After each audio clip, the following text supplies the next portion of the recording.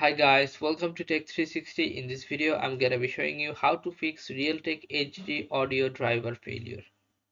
So in this case, you have to go to this search option and write system information, this one, and you have to check your system information from here, and you have to know your laptop or desktop information like your laptop's model number or your desktop model number. After getting your desktop or laptop model number from here, you have to go to Google Chrome or any browser, and you have to write here download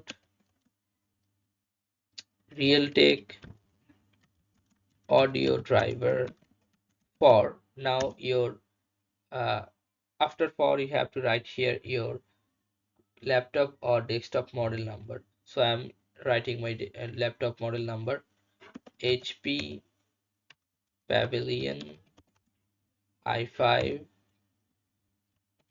i5 AU 171TX. Now just hit enter and you'll find here your specific company's link. Mine one is HP. Just going here and you have to write. Then you'll find here one thing, identify an operating system, Windows 10, and the selection version is here. Click on this drop down menu and choose 64 or 32 up to your computer. Check and confirm. Now click on submit. After submit, you'll find here this driver audio. Click on this and you have to download this.